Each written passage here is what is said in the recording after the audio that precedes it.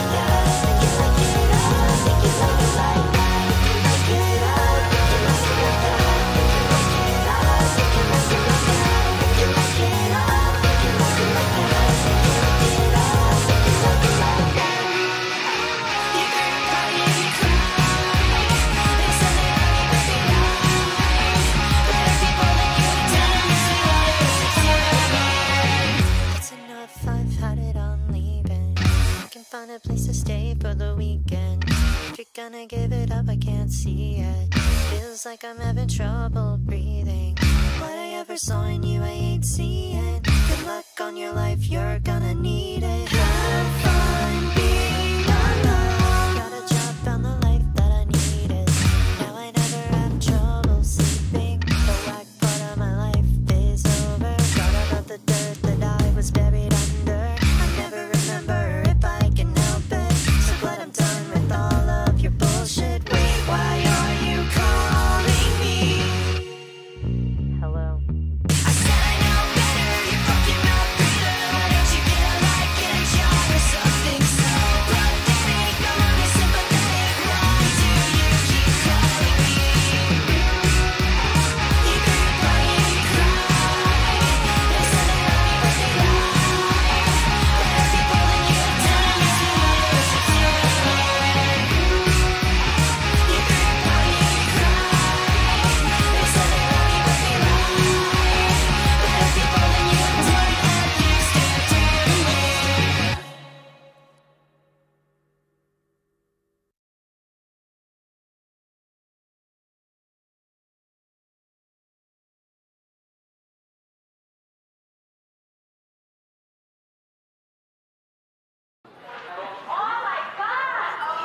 Sit down, grab a beer. Hear the dumbest song that you'll ever hear.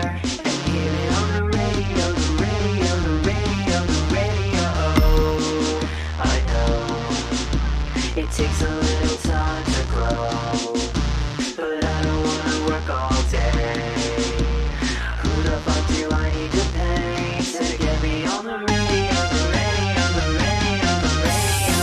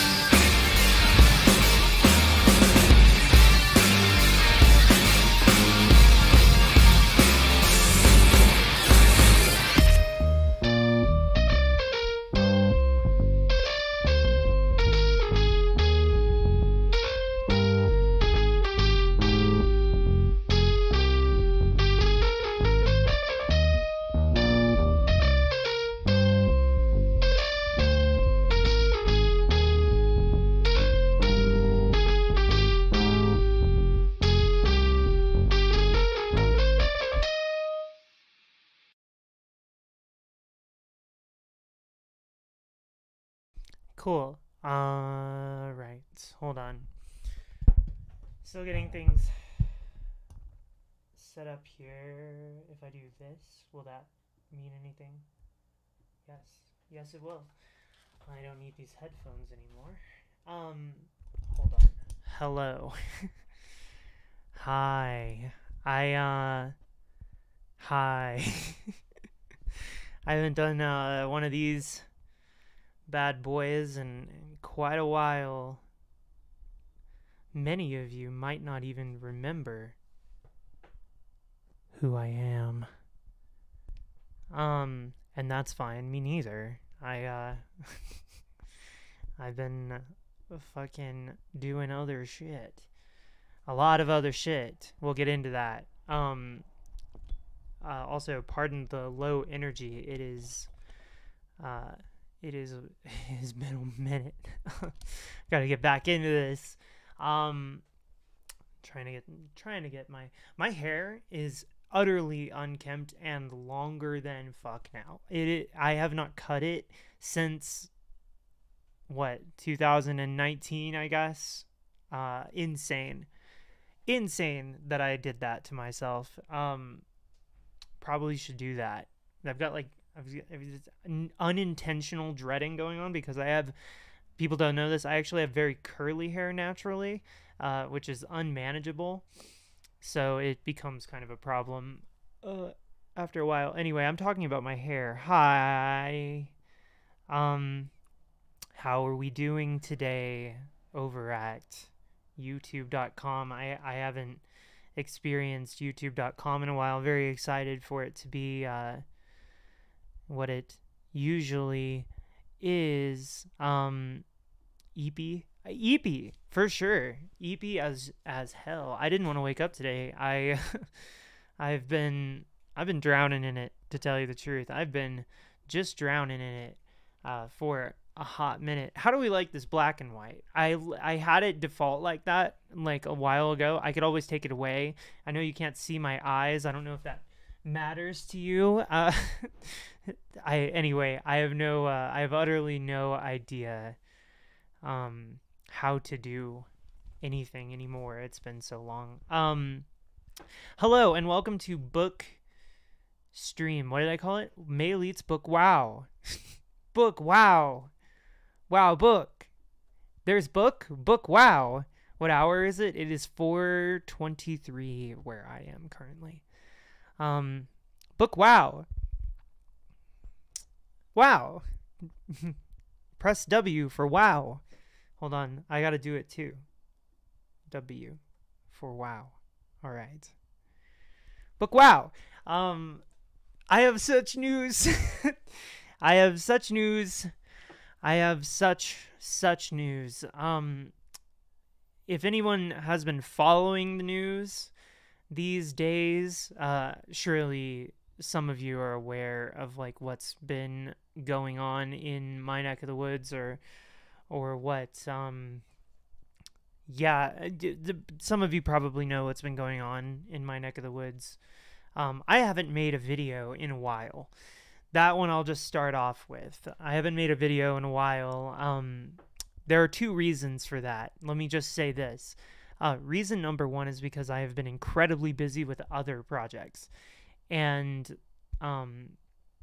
reason number two is because as much as I have wanted to or thought about it or tried, there hasn't been a fucking movie come out in the United States of America that is remotely interesting in, it feels like, years. I go see things every now and then. Like I went and saw Monkey Man and I actually really, really liked it, but it didn't feel like it was something that I could like say anything about in a video. I don't know, my time is very skeleton. Oh yes, I have that in my office now.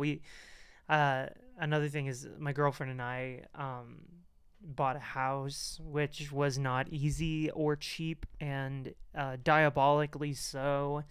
in the midst of all this other stuff. And our house is extremely small. It is cottage in the woods vibes. We live extremely remote now, far away from everything else. Can't tell you anything further than that, but we got a steal on it because it was like, out in the remote. But yeah, me and my girlfriend bought a house, so we have a dog. These things are new. These are things that have changed. Other than that, there hasn't been an awful lot of news in life. But we rather love it out here. Our yard is blossoming with plants right now, which is very cool. Yeah, so I haven't seen an awful lot of movies lately because there haven't been an awful lot of interesting movies. I mean I've seen like the staples. The stuff that people are talking about is like, like the meta of movies. I've watched everything that I can as far as the meta goes, trying to keep up, but like nothing's interesting. Like everything is super unchallenging. I don't know if other people feel this way, but yeah, movies just are hella unchallenging these days. Extremely uninteresting to me. So I haven't like seen something where I was like, yeah, I'm gonna do that. But that said, I did get 2 videos kind of ready. So there will be 2. I don't know when. I can't tell you when yet, but I can tell you what they are about. My editor is currently cranking those out right now, and I haven't seen any edits yet, so it'll probably be a minute, which is totally fine. Yeah, so I have two of video wow. I made a video about Repo, which people really wanted because I said that it was it was the virgin to the Chad Rob Zombie. And people were like, you gotta defend that opinion. So I made a video defending that opinion. And I also made a video on Terrifier 2 because I think that Terrifier 2 is probably like the most compelling and interesting piece of culture of the last few years. I mean, it blew up. It like blew the fuck up in the world. And I went and saw it and I was like amazed that it was so popular because it's like so down and dirty and gross and horrible. So I didn't understand why that happened. But I have a video talking about it and exploring the ideas therein and what that movie is trying to do, and also why it was a cultural phenomenon and the fact that it was a cultural phenomenon and what that actually says. I don't want to give too much away, but I have takes that are fiery, and I've been thinking about that video for like hellas ages even. And I don't have anything more eloquent to say about that right now. But I have done videos. Videos have been done. They are moving. They're happening. But that's not why we're here. We're here for book. There are book. Yes, book. All right. So, do you want the good news first or the good news first? There's only good news on the book side, I must admit. Only good news. Let's do the low stakes good news first. Can I need to here we go. I'm trying to find the. There we go. We've done it. All right. I'm gonna have to pop over to a window capture. Isn't that yes? Window capture. I'm I'm so rusty on streams. What? This isn't what I wanted. God damn it. Does anyone know how to do streaming? Browser source? No, that's a source.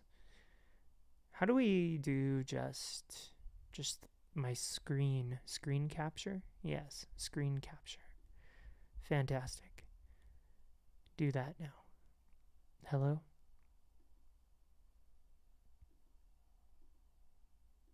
It won't do screen capture. Okay, that's great. That's great. Well, the thing is, I had other options on demonstrating this, but my options have recently disappeared. So, okay, we're going to wing it, I suppose. Unless we can do browser source. Can we do browser source? Oh, maybe. Let's try it. It might work. It might work. Will it work? Yes. Work for me. Is it working? This is just a white box. Oh! We're here. We're in it. We did it. We did it. Look. All right. Do you see this? No, don't do that. Can I? Fuck. All right. Well, ignore that. Damn it. I don't know how to do this. This is a comedy of errors right now, friends. Okay. So, on the screen you can see there's pre-order for Girl Flesh and Fluids on a publisher's website. How strange, given that I am indie published. Wrong, actually. I am now being published legitly. I'm being published through Hear Us Scream Press. Isn't that exciting? And I have a copy of one of these books lying around somewhere, but god damn it if I can't find it. So I'm published. I'm sold. I'm owned. It's happened. All my indie credibility is gone. I ruined my career. Anyway, yeah. So we're out here. The books are out here. So here's the scoop. And I think with said scoop, I have the ability to show you some spicy images. Let me see if I have those spicy images here. Yes, I have spicy images to show you. Oh man, does it have to be? Okay. This is as I said, it's a trial of nightmares. Wow. Okay. So I can't do it that way. How do I show you images? I could show you on my phone. That doesn't work. We're in black and white. Fuck. Oh goodness. Why can't we just pick?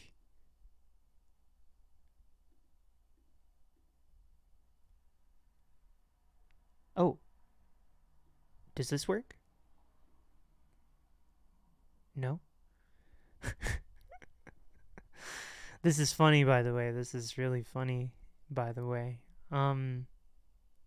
Yeah, I guess I can't show you. That's terrible. Well, you've seen it, right? You've seen... Oh, you can just drag and drop images? You can do that? Oh my god. That's amazing. Oh my god, it works. Wow, you're a genius. Thank you. Holy shit, you're a genius. I had no idea that you could do this. Now I have to slowly make this smaller. Very good. Very good. Extremely good. What you're looking at right here. Thank you, tech support. Yes. What you're looking at here is the cover, minus text, of course, of Girl Flesh, which is new. It's new.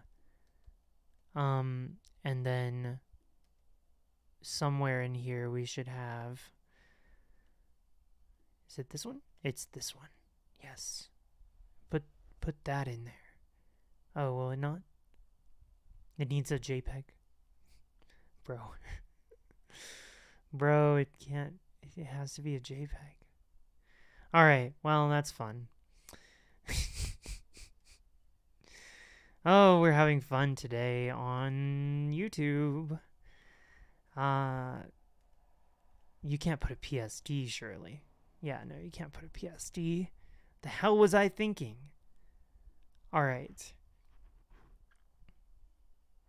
Do I not? You know what? I think I have one on my desktop, actually.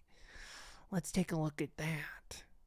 Yes, we do. We do have one. Oh, yes. Oh, yes. Oh, mercy.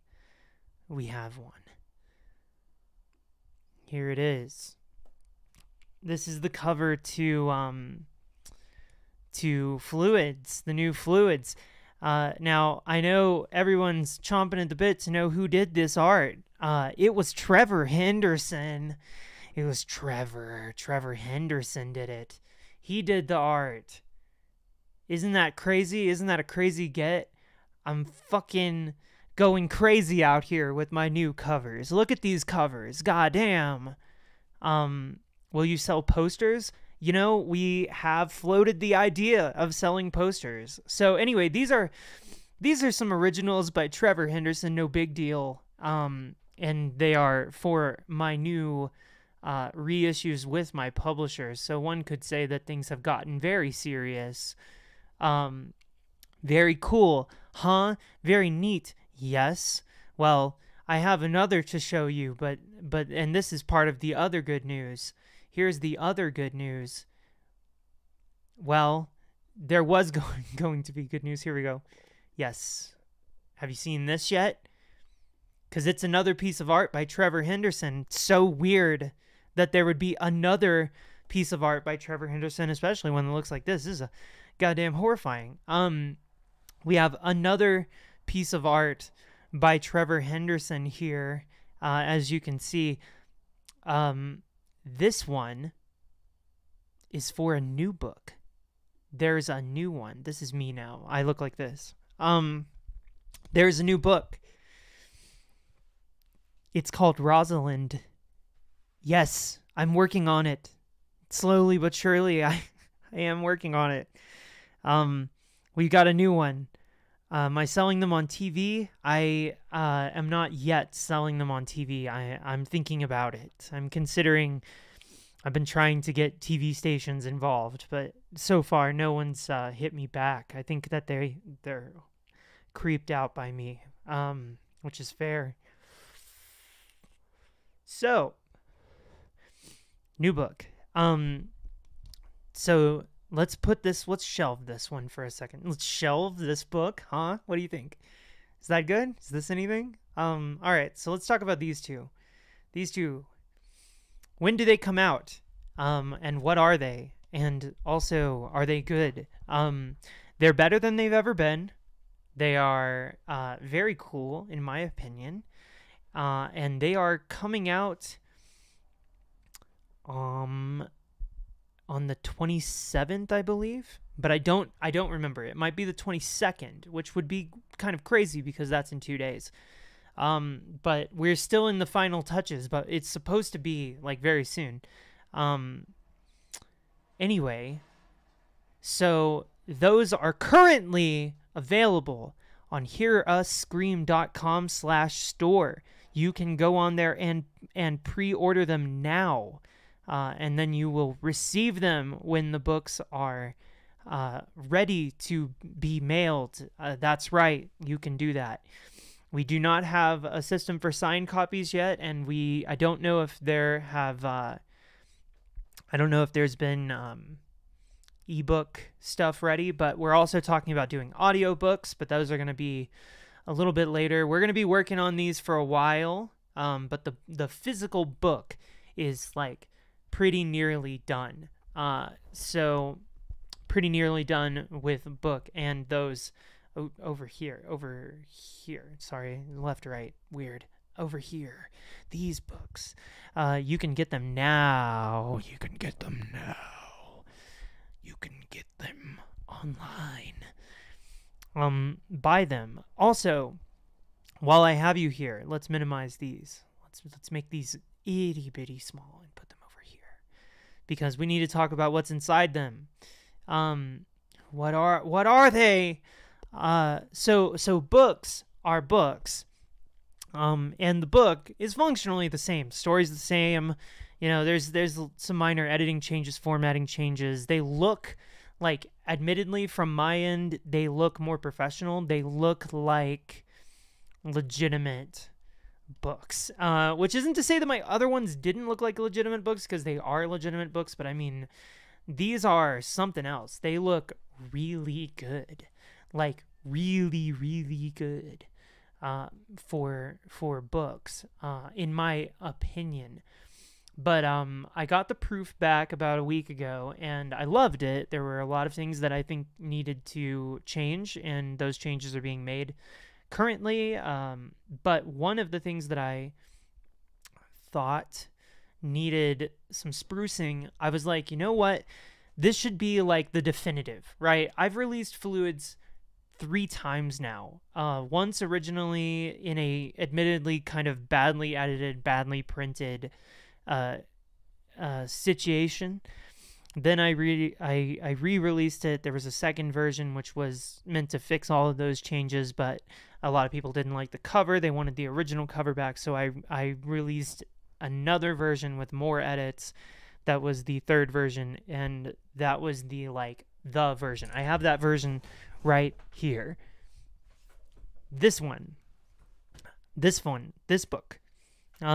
This is where we landed. This is where we left off. Was this one. I need to move it over here. Anyway, this one. So this was the version of the book that is the most readily available, that most people have read.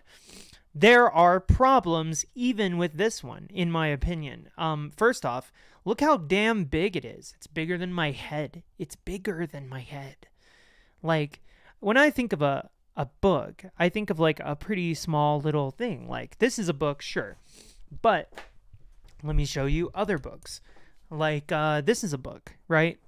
Not bigger than my head. Fairly small.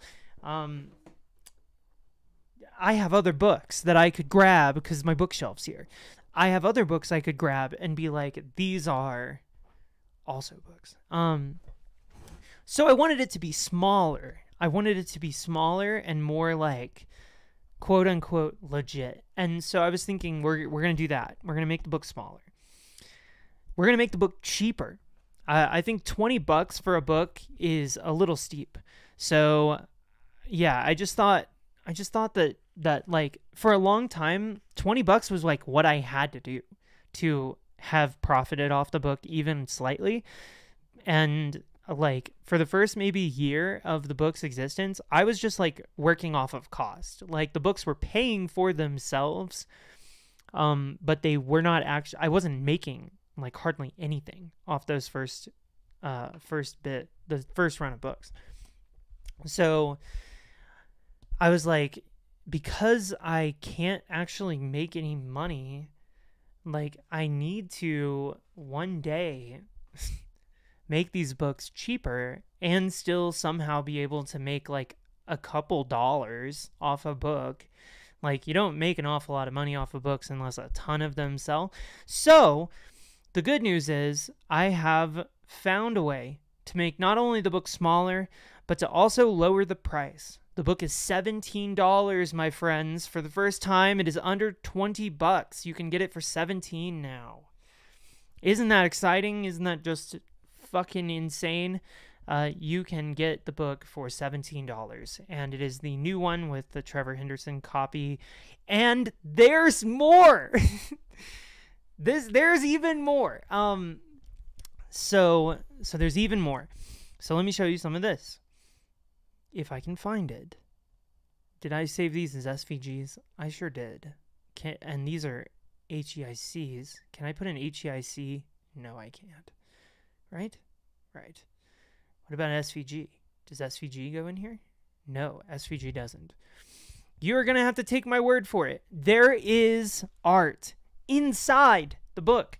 I said this as early as last week. I said there should be illustrations. There aren't any illustrations. It's just words. But I like a cool illustration. I like something that's evocative, you know. And I was thinking about calling up Trevor and having Trevor do more illustrations, but he already did 3 covers. So I was like, there's no shot. So I was like, you know what I'll do?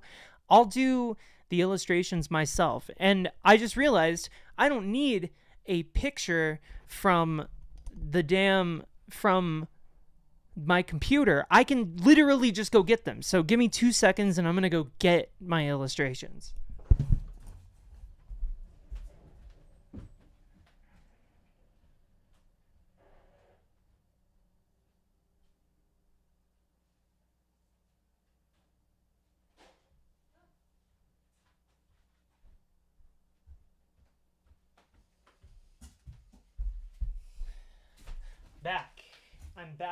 I'm back. Oh my god, I'm back. Hi, we're so back. Yeah, the idea of making a comic book has definitely floated, but it's pretty graphic. I don't know if it can happen, so let me show you some illustrations. Hopefully you can still hear me. I think you can. Here's one.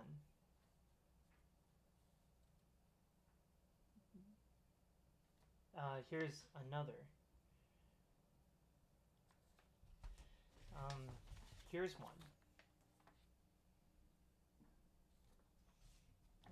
Here's another. Come on. Cool. Here's one. Okay, I gotta figure out this orientation thing. Here we go.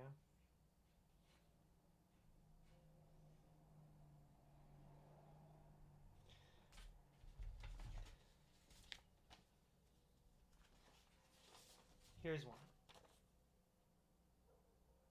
Oh, you know what? I can just put them over here, can't I? Here's one.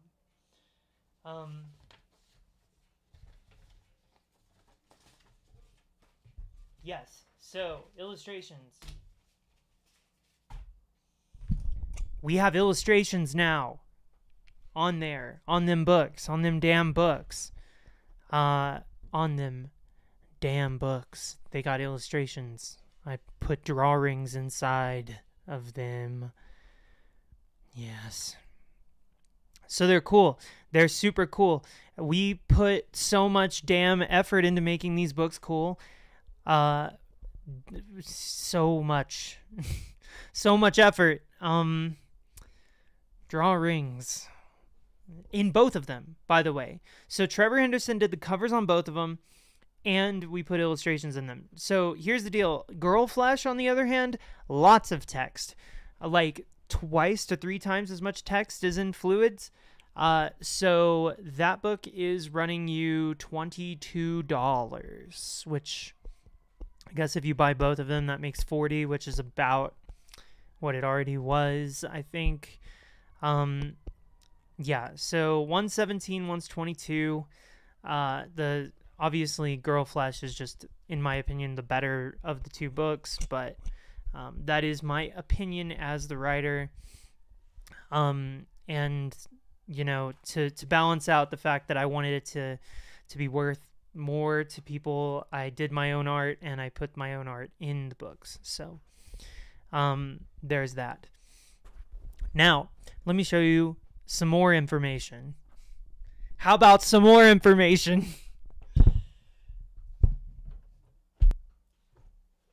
This This right here. This might not look like much to you. It might just look like a black folder. But actually this... This is like so not worth it as a gag. This is this. This is what goes inside. This is Rosalind. All right?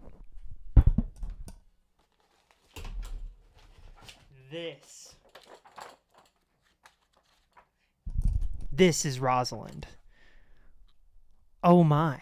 So many pages. So many words. 70,000!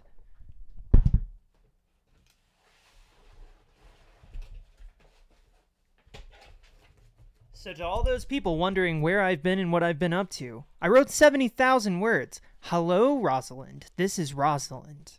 This is the new book. The better one. The best one that I ever did do. And I am still in the editing stage and probably will be for a little while. However, it's here. It's here and it's real. It's here and it's real. It's real and it's really here. It's super duper here. Y'all, it is like as here as it gets. It is as here as it gets. When will this happen? When will the book be out? Great question. Fantastic question. I don't know. I don't know the answer. However, I have a little bit of a thought. I have an idea. The idea is that it will be released in August. Ooh. Ooh, August. Damn. Well, yeah, so that begs a lot of questions, right? I show you a book and I say that I have it and it's here and it's real and I have it. It begs a lot of questions. It makes one wonder, if it's so here, can I read it? Maybe.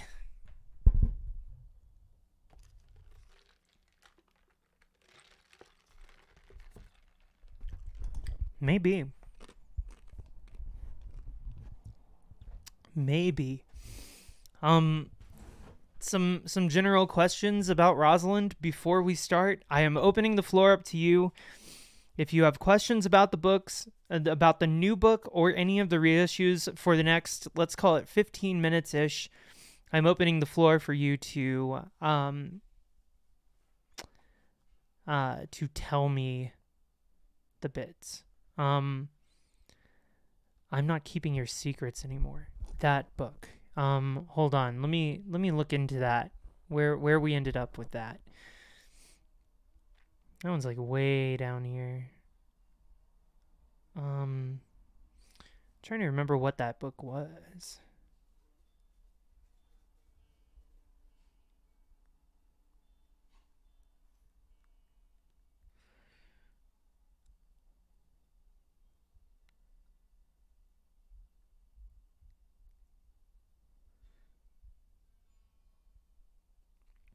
Oh, right. I remember this book. How far? I got 75 pages into this fucking thing?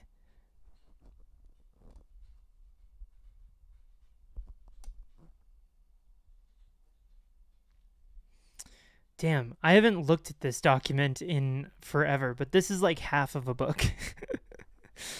Oh, yeah, it's the Wesley one. Yeah. No, I abandoned that idea because I wanted to write Girl Flesh instead, I think is what ended up happening. I do this a lot.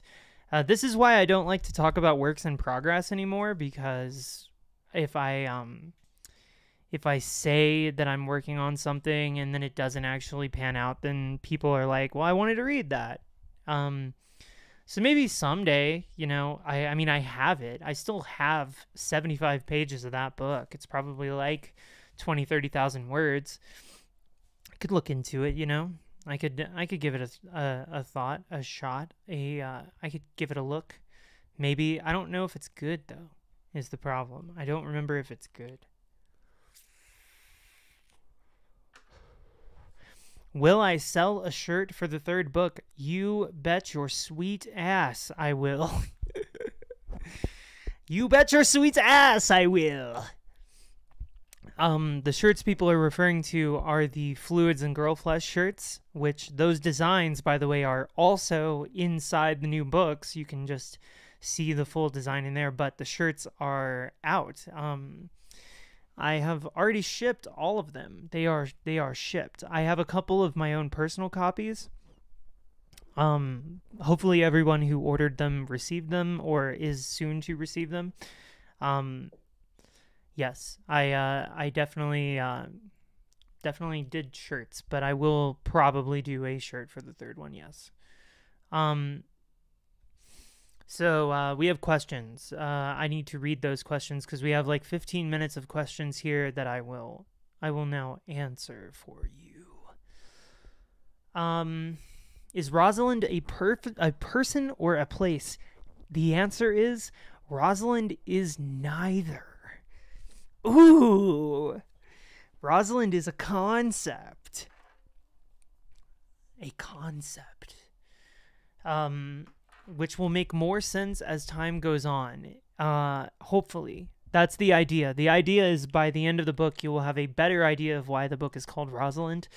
But Rosalind is not a character in the book. There is no one named Rosalind in the book.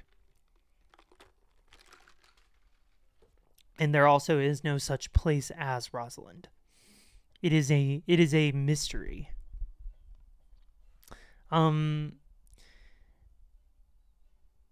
Is Rosalind a book about two people, like both Fluids and, from what I gather, Girl Flesh is? Rosalind is a book about two people, but it's also a book about 6 people. There are 6, maybe 7 people in the book. It's my biggest cast yet.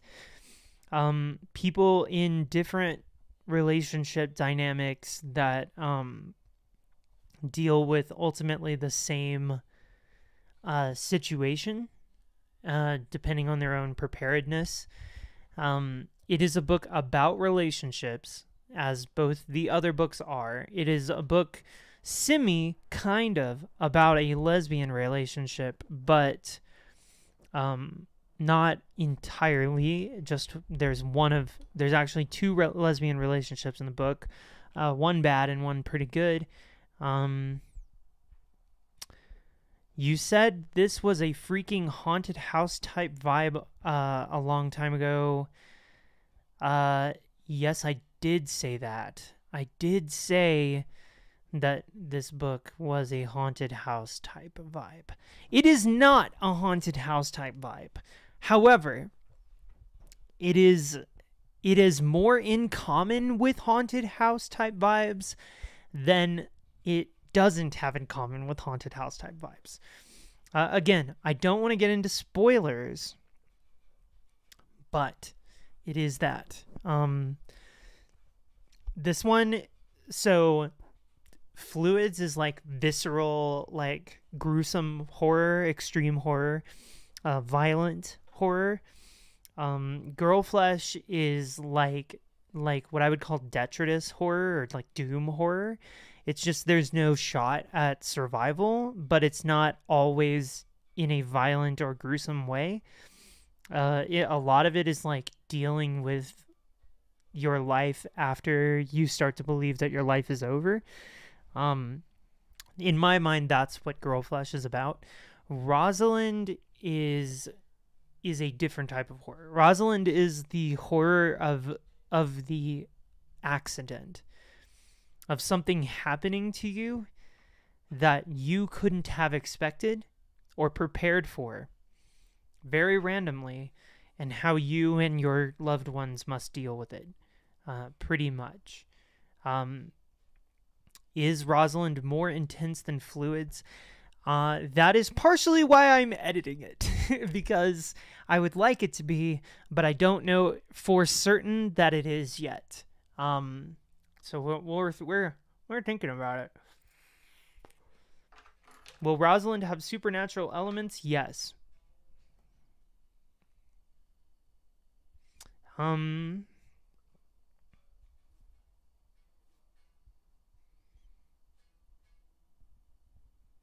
I'm reading. How has the writing process been for you since joining up with a publisher? My publisher is pretty good about the creative end. They pretty much just if I have an idea, if I'm like, this is what I'm doing, they're like, all right, fucking go for it. You do that. And then when I send them something and I'm like, this is it, they're like, fantastic, great, we're gonna do that. And they don't tell me to change anything. So I mean, I haven't written a new book with them, entirely yet. I haven't sent them Rosalind yet, but I mean, they already are carrying it. They're going to carry it. So like, I think I'm pretty lucky in that way. So my writing process with a publisher has been good. I don't have any deadlines. I don't have anything, crawling up my ass telling me to get it done. I'm just taking my time. So Fluids I wrote in 3 days. Girl Flesh I wrote in like 3 months ish. This one I've taken it like over a year to write. So I decided on this idea and these characters a long time ago, and I've just kind of been expanding on that for a really long time and giving it a lot of space and a lot of thought. So I think that this one is probably the best book, in my opinion. My girlfriend thinks it's the best one. So that's cool. So good to feel supported. Do all of your books exist in the same universe? No, not really. I think that they all exist in their own, like, I don't view stories really that way. Like, I view stories as that they could potentially take place in reality, and if they did, the implications of, like, for people's lives would be, something. But I don't really like that meta-narrative thing where I write about my own writing.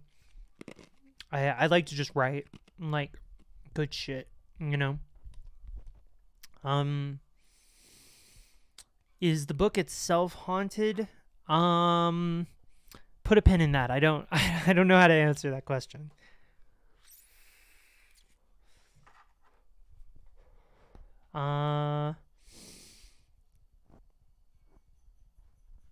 Anybody got any more questions before we move on?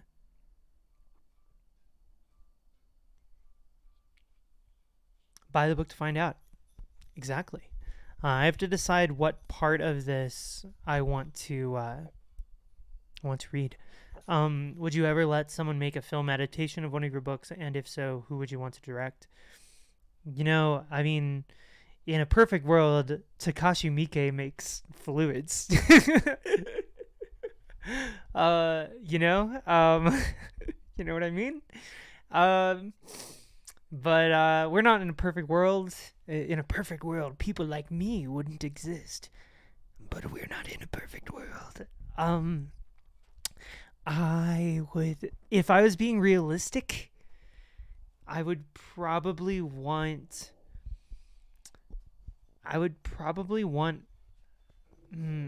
maybe Adam Wingard to make Fluids. That would be cool. Or I don't know. I had a friend have their book adapted by Stuart Gordon, which was, I think that's who did it, or at least his company, something like that, and that was cool.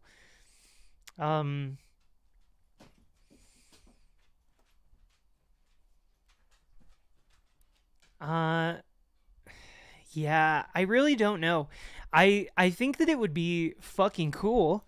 I would love to see a film adaptation of my own shit, but long ago I was like, you know what, if it were to happen, it would probably be something I had to make, and there's no fucking way I'm making that movie.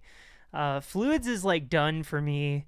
Like, after these come out, I'm like not gonna think about it anymore. I'm gonna free myself from the confines of Fluids. I can't live in its shadow, I have to write books that are not Fluids. So I think if someone came along and was like, hey, I want to make this, and I want to, make it do it justice, then I would be super down for that. And I would watch it, and, I'd probably even cry. I'd freak out. And if I was paid, that would be fantastic. I would love to be paid. But I would be down for it if someone did it, if someone actually produced the shit.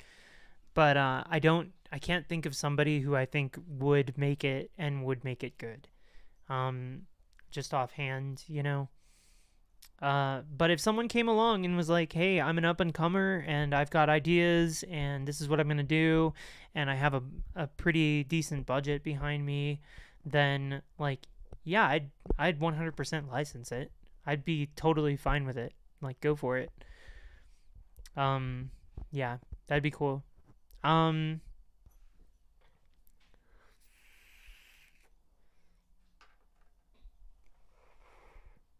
While to me Fluids took off in the way it did, Girl Flesh is, like, cooler than cool. Yeah, Girl Flesh didn't do quite as well, admittedly. But I think partially that's because Girl Flesh is more just a book. It's, like, it's not an experiment in like, suffering. Like, Fluids is like a hot pepper, It's like a ghost pepper. Everybody wants to eat a ghost pepper until they eat one, and then they don't want to eat one, and they regret having eaten one. I feel like Fluids is like a ghost pepper. People are drawn to it because they know that it's not palatable. It's, like, not hospitable, not safe for life. Girl Flesh is like a romance novel. I mean, it's more akin to, like, Jane Austen or some shit, where people would, and I obviously I can't compare myself to Jane Austen. I adore Jane Austen. Jane Austen is one of my favorite writers. But that's what I was reading an awful lot of, when I was writing Girl Flesh, was Jane Austen. And, like, I read Charlotte Bronte as well. So that's more of the goal, and, like, I knew that wasn't going to be remotely as successful, but I think that this third one, in my opinion, is a nice blend between the two. It is both an endurance challenge for the reader in that it is difficult and painful, but also it's more in common with Jane Austen than maybe even Girl Flesh was, so you get both. Ideally.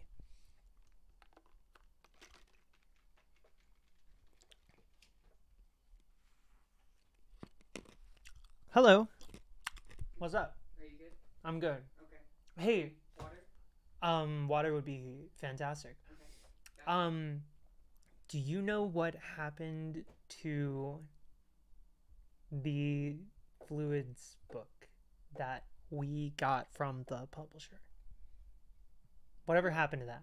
No? For it, though. I looked for it. I thought so too, but I couldn't find it. I'll get you. You're water. not in view, don't worry. Okay, I'll get you water and I'll try to find that. Okay. It's not under your shit? No, it's not under my shit. It's nowhere.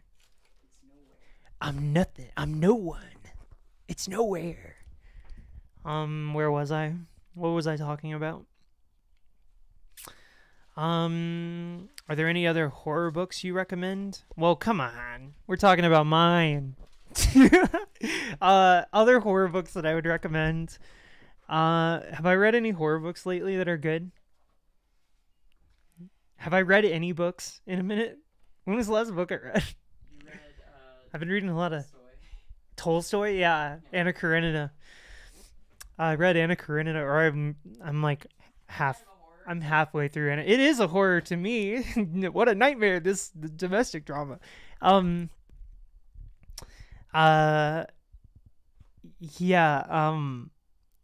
Karenina. I've been reading that. It's really good. It's not a horror story. I don't like contemporary writing. I would be lying if I said that I read a book in the last couple years that was new that I liked. I read a couple of like Barnes and Noble, the very well published books recently, and I hated them. I fucking hated them. I'll tell you what, I read them and I was more pissed than, you know what? I'll tell you what's a good horror story. The book that Nick Blinko wrote, the guy from Rudimentary Peni, he wrote a book. I have it. The Primal Screamer. That would be the one. That would be the one to read if you were going to read one.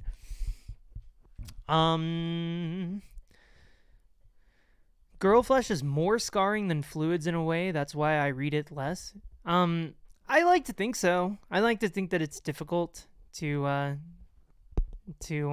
handle as well, but you know, going to take the risk of being really forward. But I make interactive, immersive writing. Would you be against me sending you an interactive a show for free just to see what you think? I probably will not be able to make time for it. Thank you though. Kind of you to offer. But yeah, this is my life now. Okay. This is I'm like, I barely was able to get some videos going this week. And music stuff and traveling for work and all this other stuff. So all right. Speak now or forever hold your peace if you have any more questions. Do you have any more questions before we move on? Because I'm kind of feeling like, if you want, I could read a little excerpt of Rosalind for you. You are May Leitz. That's true. That's true as fuck. I am, in fact, May Leitz. I have to pick an excerpt. So let me take a look. Why are you so awesome? You don't know that. You don't know who I am. You don't know a damn thing about me.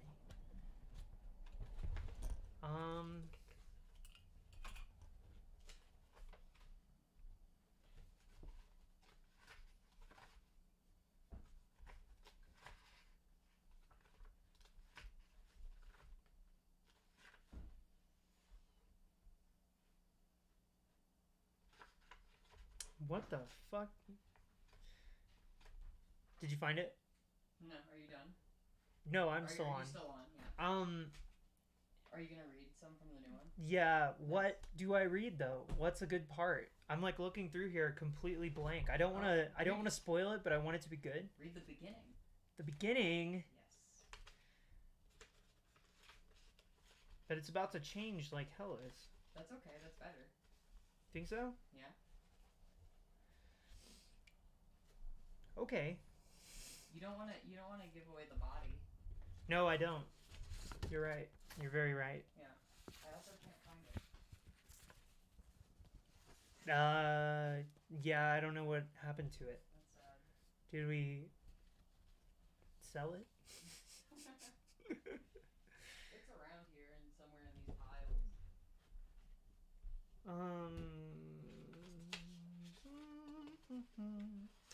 Okay, I found all the... This is quite a bit of the book, though. I did find it. You found it? Yeah. Oh, shit. It was under your comic books. It was under my comic books. My comics. Thank you. Yeah. We have fluids. Here it is. Look, it's a book. Fluids. Look how small. Look at this text. It's so good. It looks so good. There's a new author's note. Would you like me to read that to you? Also, these pages, this paper, so nice. So nice. I also love comics. I'll be real. I like a good comic book. All right. So I totally forgot this, but on top of everything else that's new in these books, there are also new author's notes that I wrote like 3 months ago that are in here. So let me read one of those to you, if you'd like. I can read one of those, and then I can read an excerpt of Rosalind to you as well. And we can drink water, and it'll be fantastic. Can you hear me? I probably need to turn this up a bit if I'm gonna be talking like loud and in like out loud. Our gain is all the way up, so I hope that's enough. Are y'all hearing me okay? If I'm like here. You can hear me? Yes, audio's fine. All right. So this is out of the Fluids book. I do not have a Girl Flesh copy yet with the new author's note yet. But so this is called Added Value.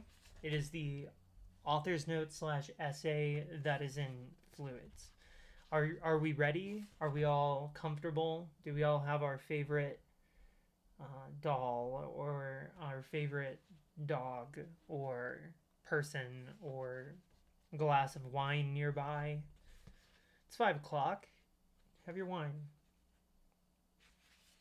Yes. Okay, are you ready? I will read now. Press Y for ready, I guess. I don't know how this works. Ah! Oh my god. Was that loud as shit? I hope that wasn't loud as shit. My piano is on. Okay. Let's read some book. Added value. I've grown accustomed to titular author's notes that don't add much to the overall content of a story. To an extent, I'm asking too much of a writer to provide anything more than what may exist within the confines of a story. That's where the art lives and dies. However, as a frequent reader, I'm familiar with the experience of completing a story and wishing to hear more of that writer's voice elsewhere, even if it breaks the kayfabe of the reality we've enjoyed of them within. You complete the final page, then turn back to the beginning of the story to find a foreword that you begin reading, assuming that it will somehow spell out the author's intentions or reflections in a way that provides added value. But for some reason, this desire goes unfulfilled, either because there's no value necessary to add, or because the author is uncomfortable explaining their magic trick to you. This is an understandable issue I'm now presented with, as I'm meant to write an author's note and try to find some added value to store within this essay. So what am I to do? I know what one desires from a document like this, yet I understand why one shouldn't get to the grit of their story before it's already begun. For someone opening the pages of this story for the first time and reading this, they might get the impression that there is a need to explain myself, and I believe there is. For one, my story is rough, literally, and in a constructed way. I had no idea what I was doing when I wrote my first book. The dream was so big that I felt like I was climbing a mountain without a path, unsure of how I would even arrive at a book. When you get a book you've completed, you feel the warmth of that success, even if you are unaware of how it functions as a story. We all long for some excuse to feel successful without considering whether we earn it. I knew I enjoyed writing and could see myself creating fiction, but I didn't expect the writing to leave any impact. I was under the impression that no one in our current year would slow life down enough to read a book, especially considering that I wrote it. But then, when I listed books for sale, I found them leaving the boxes faster than I could keep track of until something like 10,000 copies had been in print. Readers were eager to read my writing, and still awaiting the next thing I would write as if this was some kind of planned endeavor. I never planned to write a second book, nor was the hypothetical third on my hard drive. Writing was all meant to be a challenge, but in doing it, I found a craving for my voice, which I hadn't expected. Looking back on Fluids, I see many things I could not have predicted. I see a very... That is in italics, yes. Sorry. Editing in real time. I see many things I couldn't have predicted. I see a very insecure person trying desperately to find themselves. I'm still exactly like that today, and I have difficulty swallowing my first book's impact on the people who care so deeply for it. I've had so many people ask me questions about it that I had never intended to answer. What is one to do when asked a question about themselves for which they don't have an answer? I couldn't tell you. However, I also see a person who is concerned. Many ask if the events in fluids are something true to life. Of course, the answer is no, because if the events had occurred in reality, I would likely have been a criminal. But that doesn't mean that the events aren't tangibly or tangentially related to something I found true. The themes are indeed true to me. I don't write characters based on people I know. This part is a lie. But that doesn't mean that the characters in my stories are untrue to life either. They all come from someone or somewhere because without them, the truth of the character would lack resonance. So when I refer to myself as concerned, I mean as if those people were in front of me and I were documenting their experiences, and I find the things they do or say to be concerning. I was on a short road trip with an extended family member when I was 12. They casually aimed a finger at a bridge overlooking a massive highway and suggested that it would be an excellent bridge to jump off. His words were concerning to me at the time, and considering that the man in question is now dead, it worries me even more now. There have been plenty of anecdotes like that in my life, not only with friends I've known suggesting that the suicide that awaited them some 10 years later, but also the cruelty admitted so casually. I've heard and ingested the words, thus, fluids cannot be an unexpected response. I believe that when you're a good listener, people tend to tell you who they are deep down in a manner of speaking. No one is excited to present themselves to you like they would with themselves, but there is occasionally a malaise in their words that appears as a joke or a calm statement. The disregard is often the most shocking part, an inherent aspect of what makes a joke about darkness humorous. There are moments when intentions become known to those who listen. Truck outside. There are moments when intentions become loudest truck ever outside. There are moments when intentions become known to those who listen. I've heard these sentiments in my life, and this book is mainly about that. It's about what people can be when indeed left alone with themselves. Sometimes spoken darkness in a lighthearted tone should be more shocking than it is, but what people can do to themselves and others fascinates me the most. It's all about the moment when a joke ceases to be funny. Dark humor ceases at action. There's a great value to literature that one only finds when they're firmly cemented as a fiction writer. The truth is hard to find but easy to see. The truth is plain when you listen, but you can't always know. There's no absolute certainty, even within one's creative confines. Essentially, this is a byproduct of obfuscation. We may not see the truth because it's behind some locked door, we can't quantify the terror in that room, but we all expect it to be possible. In this book, I wanted to follow people through those locked doors where everything they keep to themselves transforms into cruelty. Every one-off joke that sticks in your mind becomes loud and horrific until you realize the joke's contents. There are only two kinds of humor, a joke about how things are and a joke about how things are absurd. Hyperbole is absurd, but only insofar as it isn't entirely based on reality, lest it stop being hyperbole. But the down and dirty, garish truth is often amusing as well. And we laugh at that type of gallows humor. We should pause and ask ourselves if the teller of such a joke is not engaging in hyperbole. They might just mean it. And that's that. Fluids.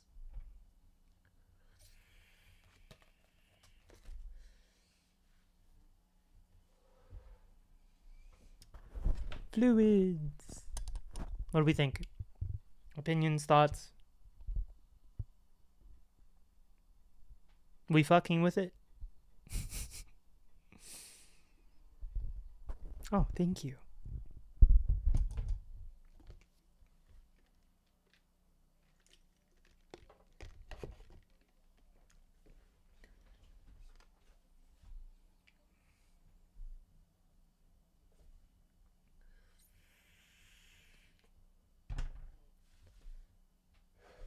All right. I'll not lie to you here and say I am very nervous about the next portion. I'll tell you why. Number one, you should never share a work in progress. If anybody ever tells you to share a work in progress, you should tell them to go fuck themselves. No way you share a work in progress. People are going to scrutinize you for it, even though it's not even done.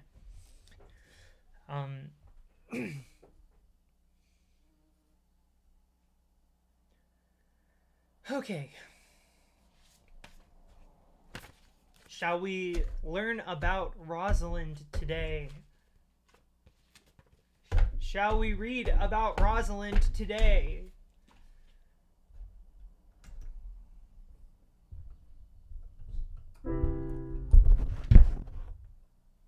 I wrote this thing the other day that goes, hold on, it's like here.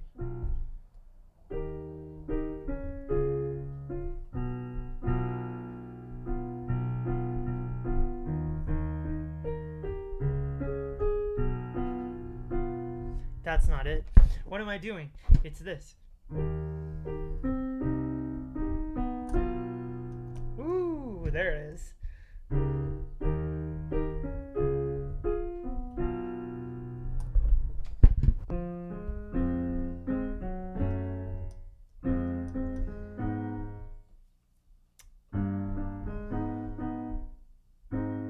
That's it. It's so it's so much. It should be so much better than that. It's like.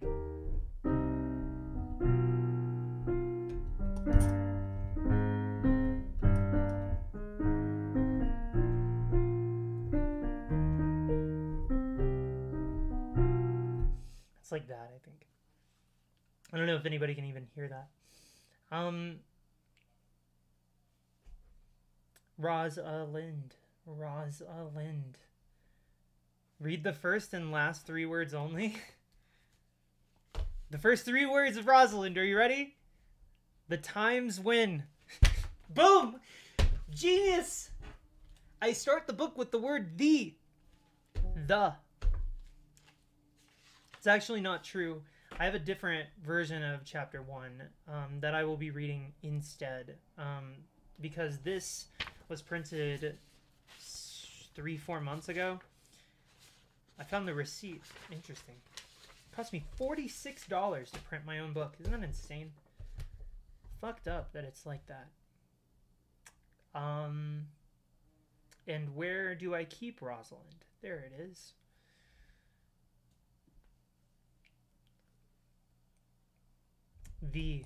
Okay, so those are not actually the first 3 words of the book, because as I said, I'm in the middle of editing it, and this that I have in front of me here is my editing draft. So understand that anything that's on paper like this is actually secretly like early draft, and some of it is still the way that it is. Like, these chapters are the same as they were when I first got them. However, some chapters of the book are different now, and I'm kind of skipping around just trying to get certain things in there that need to be there, that are not there yet. So keep that in mind. Here we go.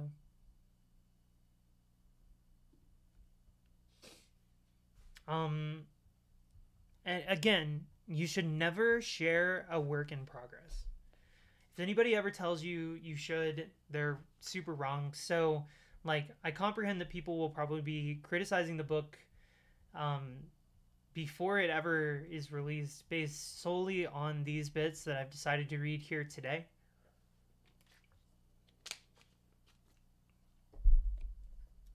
But I like to think you might fuck with it. So, shall we learn of Rosalind today? I'm breaking up. I'm not breaking up. Oh, skipped frames. I am. Weird. We okay now?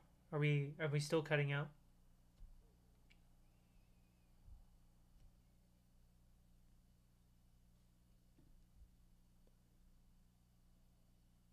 Video kind of choppy. Oh no. This would happen right now. How fucked is that? Is it still choppy, folks? Alright, we're back. It's totally fine. Better? Okay.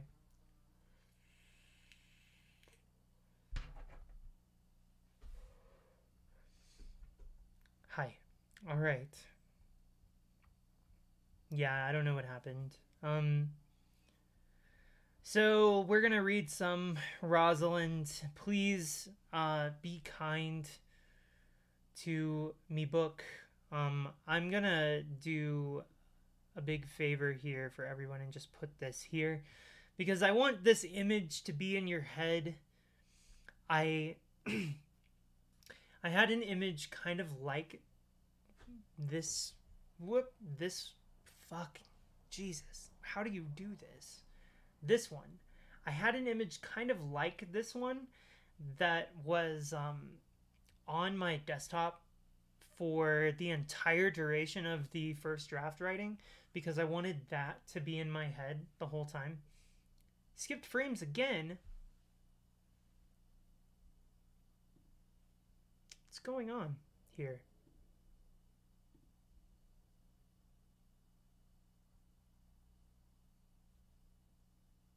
Are we doing okay? Or are we losing it? Alright. Well, I'm going to assume it's fine. If there's a problem, people, I've got the chat up. Please stop me, alright? Stop me if there's a problem. Stop me if you think that you've heard this one before. Alright. Let's do it. I'm going to read the first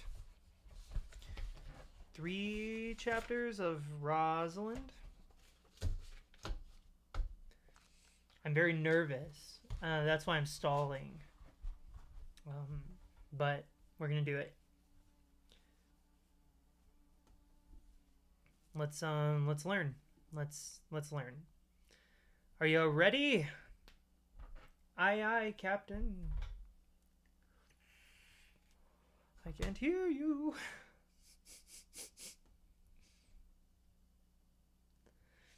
All right, let's do it. Rosalind. Part 1. The joke isn't funny anymore. Chapter 1. But it's only a baby, a little girl cries, clinging to her mother's hip, grasping at her hand. Come on, her mother says. Hurry up. I glance in their direction and watch the little girl's eyes trace the ground as she steps over the tiny bird's corpse. Her eyes linger behind her, locked on the tiny creature splayed out in a mess of feathers at the pier's edge, where the ocean meets the land. It's so sad, the girl admits, forlorn. Get used to it, kid. The times when Catherine's gone always hit me the hardest, leaving me hollow and insensitive. I bum around the busy streets, see lovers arm in arm, and I feel disdain. I can't blame them for being happy, but I can hate them nonetheless. It's bizarre that you can love someone with all of your heart and see them as little as I do Catherine. For 3 years, we've hurled headlong into some fragmentation of love, some bastardization. In the last year or so, the facade of dependability faltered, leaving me to soliloquize on my own through some imagined routine. Where is she gone? Why is this happening? Did I know this was coming and simply reject whatever part of me knew that? She found her dream job out of the blue, and I can't blame her for that. She's spent most of her life trying to achieve more than the traditional life. Perhaps it's my fault for not doing the same, but I think of her when I think of life. How are we doing? It's okay? Alright, good. I think of our times huddled close together when it's raining and there's nowhere to go and no one to speak to. Those times are like some distant memory lost to a fog or never existing in the first place. I remember moments of clarity between sighs of pleasure, knowing that we have each other no matter what. She held me when I cried and needed her, but was afraid to show her.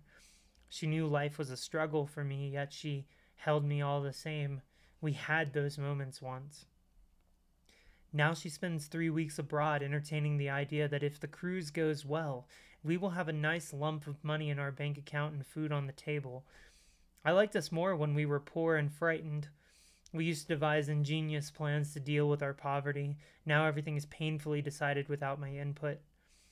I stand leaning against the pier's railing and look off at the endless sea sprinkled with the fresh and constant rain, and a part of me wants to jump in and swim after her. I couldn't make it far. My swimming ability is only semi-competent at best. Then again, jumping in the ocean and swimming away from shore can only spell suicidal ideation. What a shame it is that I wasn't born with gills. Missing her was one thing, but the casual distance between us was another, urging me to see other people and make do in her absence, and the knowledge that she could only mean that she's been doing the same. It felt needlessly cruel, even as it was expected. I loved her. I told her, but I shouldn't have told her more. I told her, but I should have told her more. No matter how much she urges me that it's meaningless to make the time pass, she would say, I can't shake the severe implications.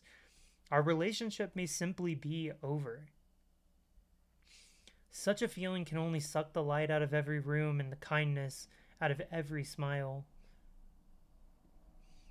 Ah, fuck. I borked it. Shit. And the kindness out of every smile. I feel a target planted on my chest. To be seen in an incorrect or incoherent context feels like a tasteless joke. Alright, we're good. A bell rings behind me and I straighten up and turn my head, bangs flying into my eyes. My face is damp with rain, so I wipe at my eyes, certainly smearing yesterday's makeup. My eyes adjust and peer through the crowd of the vast fish market, bustling with people unafraid of a regular light rain. Noon. Yes, it must be. Fresh fish are piled in rows with smiles on either side of the tables. Hands are meeting in the middle, exchanging money and paper sheets, holding meat. The deals have never been cheaper, and a fish has never smelled more ripe. I commit to closer observation. Under the skin, fish are neon and gorgeous, vibrant and saturated. I imagine the texture of salmon under my teeth as if I were eating a pillow. If I were competent in the culinary arts, I could see myself purchasing one of these oversized fish and enjoying it all evening, gorging myself until sick. I'd do anything to translate my feelings into something literal. I pass by rows and rows of fishmongers, trailing my eyes across their barking mouths, careful not to make eye contact. Men with beards and denim t-shirts covered in an auspicious slime stand pretty in a row. To make time pass, her words sound in my head.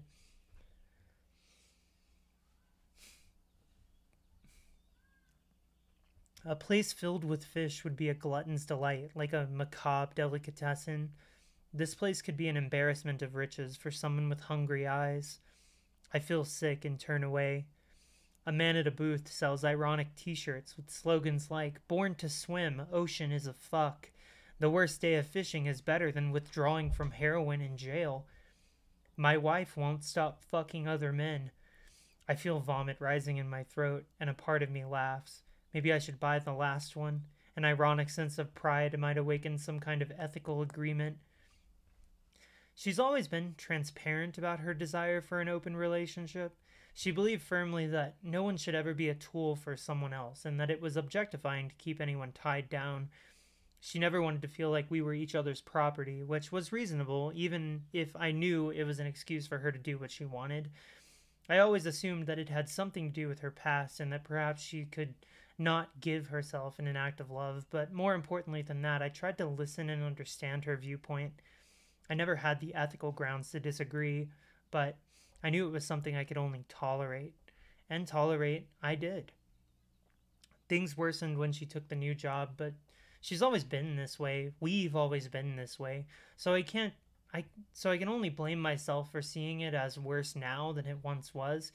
But at least when she was acting on her base instinct to fuck whichever cool person happened to be in town that weekend, it would soon be over, and we'd be talking by the window by the end of the night. There was closeness once upon a time, even if it was at arm's reach. How we doing, everybody? We chilling?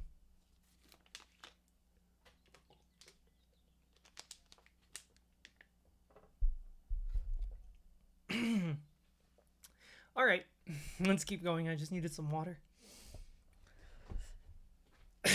The rain grows heavier and louder, and onlookers careen toward the sky and remark. I turn away and spot a stairwell that leads down to a lower floor. How low does this place go? I can't remember. All I know is I can't tolerate another moment of the fish market with its boisterousness and smell. There's something dark about a place filled with both the certainty of death and the infinite possibilities of life. Perhaps dragging myself out of the house to visit where Catherine and I spent our first date 3 years ago was a mistake, but I felt a calling. I wanted to see it again in a new light. If I gave this place a new context, it might just increase my proximity to normalcy. I see it now for what it is. It's a place just like her, always buying and selling something, simultaneously discarding life without ever noticing. It's loud, wet, and frustratingly nonchalant. The ethics of a place like this feel skewed. I shuffle down the stairs past the dim yellow lights and onto a new floor. The 16 downward steps are all covered in a thin, brown, mud-like mixture of grime and water. My shoes slide gently on the wet tile where many others have traveled today and catch my balance. It makes me clutch my handbag tighter and look up to take in the floor. Okay. There's an antique store with a faux rustic aesthetic, lined wall to wall in polished 90s furniture, no doubt obtained after some older person died and their family had to liquidate their assets to pay for their burial. Next door is a magic store with a fortune-telling machine, and a plaster Elvis grimaces in the teller window, as if asking you a silent question. Across the long corridor is a knife shop, glimmering in the dim yellow light. I consider my options as if shopping would soothe some aspect of myself. It's funny how circumstances change, but places stay the same. I remember using the automated fortune teller those years ago and smiling when it said that I would find true love. Somehow I knew I had. I believed that Catherine would be the last person I would ever love. The machine had shared an incredible certainty with me, as if I knew something mystical was true. Catherine smiled and rolled her eyes, but took my hand nonetheless. I laughed. In hindsight, what's wrong with hoping? There's a desire to know a love that could stand the test of time. One can throw caution to the wind if they feel like they're in the presence of such a wonderful thing. Excuse me, an imposingly tall man shouts and pushes past me. I shake off the memories and start taking steps. I peer through the antique store window and see a young couple, mid-30s man and his bright-eyed girlfriend, looking over the price tag of a dining room table. The store clerk stands with elbows on the countertop, smiling at them. Picturesque. I shuffle through the corridor and spot another store to the right-hand side, covered wall-to-wall with Universal monsters and Rocky Horror Picture Show posters. The sales floor is full of black dishware and candles. There's a black light on over the cash register, and a mid-40s goth slouches reading a comic book. He doesn't notice me pass, and a part of me is thankful. I remember him selling Catherine a pinback of a broken heart covered with skulls. I stood by, scoffing at the tacky merchandise and wondering if she was secretly a goth in high school who never fully grew out of it. I don't think that Catherine intended to break my heart. I don't even think she considers us broken up. She may even still be serious about us. I think that she's changing her own mind through circumstances. It's not like there's some coworker on that ship she's been dying to fuck. It's just that she doesn't want to deal with the time utterly alone. It's a respectable viewpoint, but she doesn't realize that this isn't some reassurance to me as if we're adults who can handle difficult parting circumstances. She hasn't given me freedom or independence. We already had that. Being open about things just leaves us both hollow. Maybe Catherine feels content with that reality and has tried it without any tug at her heartstrings, but I wouldn't even consider such a thing. Anything other than her would only make the time pass worse than before, and when she gets back, I don't know. Who would want to work on a cruise ship anyway? Being part of a marketing team sounds like soul-killing work as it is, spending half of the year traveling to film rich old fucks, eating fancy meals, and watch the living remnants of REO Speedwagon perform a nightly show. Sounds like the opposite of a dream to me. In fact, that sounds like a hell I just couldn't endure. But there she is, firmly enjoying the fruits of her labor in the throes of something akin to premature death.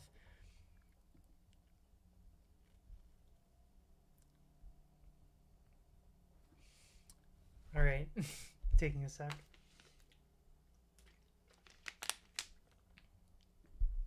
We doing good? Chilling? Alright. I'm believing it's fine.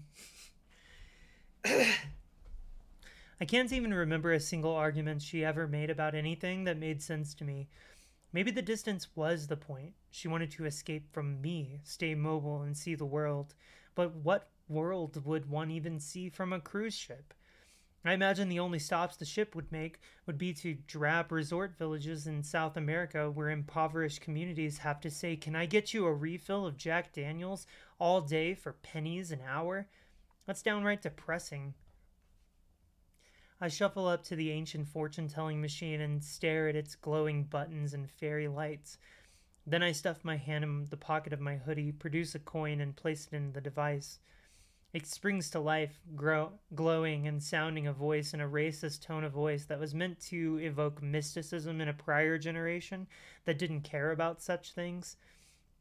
A glowing face in a turban appears in a crystal ball and floats, selling me on the idea that the truths uttered here were mine alone, and that there's even more it can tell me if I just keep feeding it coins. Then a large ticket prints out and I grasp it, tearing it from its roll. Enter with care, seeker of fate, for the shadows gather and despair awaits. Like waves crashing upon the shore, trials approach, unseen before. Yet fear not the tempest's cry, for within you strength does lie. Embrace the storm, face the night, for through darkness stars ignite. Fortune favors the bold, even in despair's hold. Let courage guide and hope abide, for in the darkest hour light shall arise. Yes, this was what I expected. I shuffled past a photo booth where Catherine and I took our first photo together. As the bulb flashed thrice, I felt a glow emanate around me. There was something so permanent in those photos, as if my happiness was immortalized. She sat smiling peacefully while I made horrible new faces for the 3 blinding flashes. This became our dynamic, but on that day it was new. I always brought the humor, and she kept a consistent straight face as if I were a child. Dozens of these photo sheets lined our apartment, and they all look identical.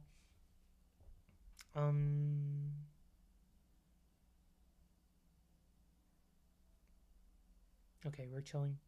Okay. Somehow she always felt more mature than me. She could say and do the hard things, whereas I lived in some ideal where I idealized reality where everything had to work out, or I would crumble. She was used to pressure and didn't mind it, even expected it. Being a year older than me made me feel more important than I thought I was. At the end of a long corridor, I see a jewelry store bathed in neon lights that say, "Open." We were there once, laughing at the collection of engagement rings with enormous, grotesque price tags. I joked that there wasn't a diamond in the world that was worth more than shit to me. She made a joke that she'd rather someone buy her a coffin. The store owner smirked, knowing we wouldn't even entertain purchasing one, nor could we afford one even if we wanted to. But there was such rebellion in knowing knowing we could look without being turned away, even as we were both total dirtbags. Seldom have I stopped thinking of this place. Even the weak glow of its front windows brings my mind back to a vivid place, so close I could nearly feel it on my skin. At the height of our happiness, I wondered sometimes if she would rush off to that place while I was sleeping and produce an engagement ring to my waking eyes. Maybe one day she'd see all that as meaningful and change her mind. She might put aside her hang-ups and predilections and decide that a unified life with me was desirable. Nobody cares about a diamond until one is suddenly thrust upon you and you think it has meaning. It would have, though, but that would have stood for any rock or any silver band. I wouldn't have even needed to like it. I would have settled for anything. It's the act itself that carries some weight. Days would pass, and I would hold my breath, anticipating some lightning to strike her. A beautiful moment would come to pass, and some part of me would clench in anticipation of her heart finding mine. A day would come when she saw me like I saw her, and it would come to define the rest of our lives. But that day never came. Instead, the opposite came to pass. Such is life. All right, we're doing water.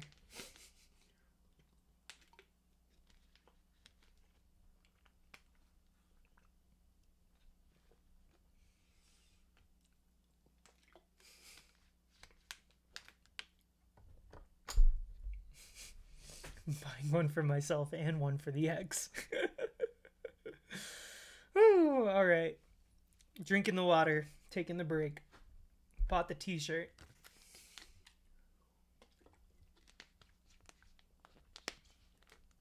Chilling. Hydration station. Maybe some coffee too.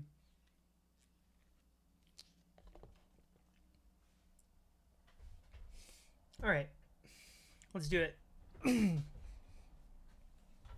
I decided to walk in and peruse all those lost opportunities, stepping through the doorframe and scanning through the heavy lights, glass shelves, metal containers, and handmade signs in poor handwriting. I feel the tug of nostalgia, like the trunk of a tree with a giant silver belt buckle. A large man sits on a stool in the corner of the room and, seeing me, wordlessly nods. I nod back and even smile. I wonder if he remembers my face. I stare over the counter into the glass, seeing stones shaped like hearts selling for the price of the money I've made in the last year of my working life. Such an amount of money begs such questions. How can we even assign value to such little things? Where did it all go so wrong that something as sweet and simple as love became a capital investment? Next to a diorama is a sign that reads, "Ask about our payment plans." Something in me shivers, feeling the weight of my own cynicism. Even if she were to have decided that she wanted to pop the question, surely these price tags would have scared her away. Nothing says romance quite like debt. The following glass case has pure diamonds of various shapes and configurations, shimmering in artificial light to look ethereal and hungry for a finger. They're sickeningly bright, and I feel the room spinning around me as I stare. I imagine some yuppie in a loveless executive partnership wearing a ring like one of these, smiling at their vapid friends. "He bought me a diamond," then mindless congratulations. This could have never been my life. No one was ever going to buy one of these for me, and God forbid I ever purchase one for Catherine. I'd be in debt for the rest of my life for one happy moment that probably wouldn't have even meant anything to her in the first place. That's not love, that's an illness. I look up and take in the rest of the store, with mirrors on the ceiling and the corners of the room in fisheye shape. I shudder at the sight of myself. I look tired, uncomfortable, and out of place. My clothes look too tight on me, and my makeup is smudged around my eyes from walking here in the rain from our apartment a block away. The lights fade and dim. In an instant, there's the distant clap of thunder, which serendipitously causes the power to hiccup. The glow around my face encases itself in a temporary gray. I look like the bride of Frankenstein. The irony makes me laugh inside. Even monsters get married, imagine it. I look away, trying to find a nice distraction from my self-consciousness. My eyes peer past the diamonds and into a gently used engagement ring case. Finally, something more my speed. I inch myself along the counter, turning my eyes to the dim display. The prices are semi-reasonable, but come with the cost that the ring you purchase was made for someone else's love. Whatever happened to get a used ring into this case couldn't have been pleasant. It's a case full of tactical failures and miscalculations. There are far more rings in this case than in any of the others. Diamonds depreciate immediately upon purchase, as the old saying goes. The same quality diamond in this case is nearly half the price and is in relatively the same condition. No one wants to propose marriage with something affordable or something donning the dirty descriptor of used. Some are even affordable enough for me, a few as low as $300. After I sold my last string of paintings, I found myself sitting on $2,000 and was pretty proud of myself. I wish I would have entertained the idea of coming in here before everything got bad between Catherine and I. The thought had occurred to me, but I dismissed myself as being overly optimistic and silly. There was at least 3 people in the world, and 2 within our city that she found more alluring than me. We only lived together, and that didn't tend to count for much. Shit, I doubt she would have cared that a ring was gently used if it meant that I did something nice for her, but it would have been something nice, and nothing more. I doubt she was looking for that level of commitment anyway. She's always been very non-committal. I would have been kidding myself. If I ever did buy her a ring, she would only assume that it was a gift of personal decoration and not some proclamation of love. She knew I loved her, but that never really made a difference before. To Catherine, love was an item that one could don fashionably or advantageously when it made her feel less alone. But make no mistake, she preferred to be alone, even in a partnership.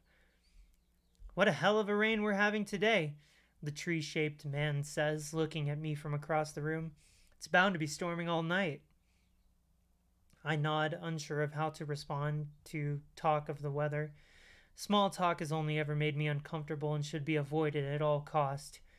He nods back and grins, aware of my unwillingness for conversation. We still live? Everybody's still chilling?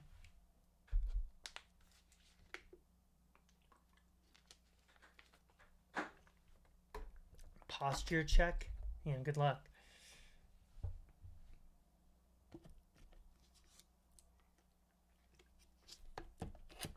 Everybody chilling? Good? Good shit? Everybody comfy?